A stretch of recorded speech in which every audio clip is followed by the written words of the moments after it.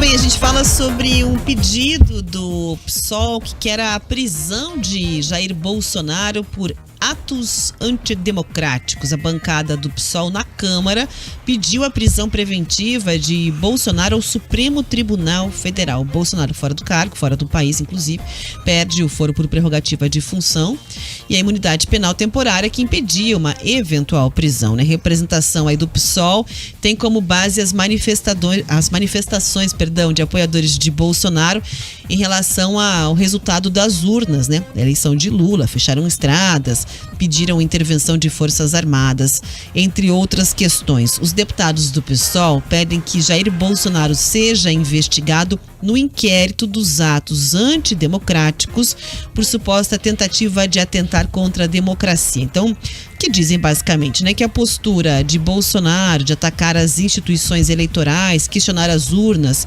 com uma falta de uma declaração de Bolsonaro clara para os seus eleitores, reconhecendo a derrota dele, demonstrariam que o ex-presidente estaria de forma intencional, mantendo uma base radicalizada ativa, o que teria culminado em atos criminosos e terroristas, segundo o PSOL, configurando uma verdadeira organização criminosa contra a democracia. Pedroso. Quem mantém organização que tem características criminosas é o Boulos do PSOL.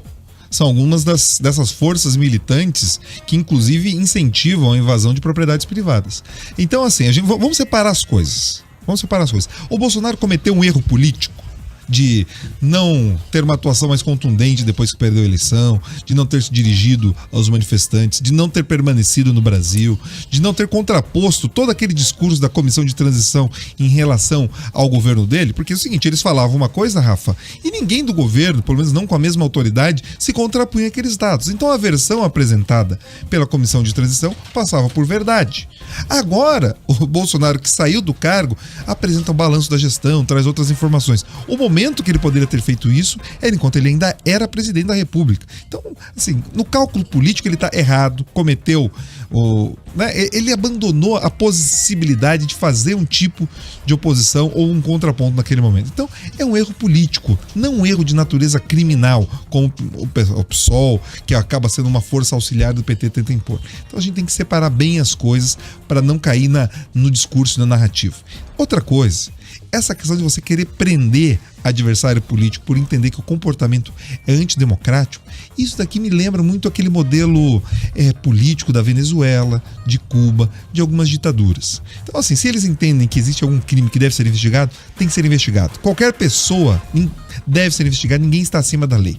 Agora, tem que tomar cuidado com esses inquéritos dos atos antidemocráticos, porque é o seguinte, eles cometem excessos um atrás do outro. Você teve empresários tendo a sua privacidade invadida por mensagens trocadas em grupos de WhatsApp.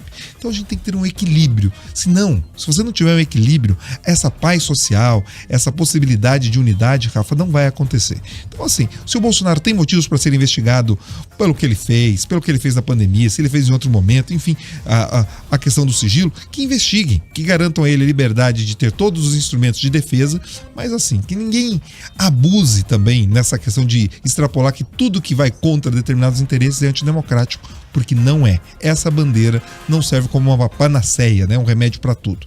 Então vale a atenção. E agora escutar o pessoal falando sobre liberdade, autonomia para as pessoas, limite, comportamento terrorista ou pouco democrático, me chama a atenção porque vai diferente do comportamento que muitas vezes eles adotam. 10 horas e 43 minutos.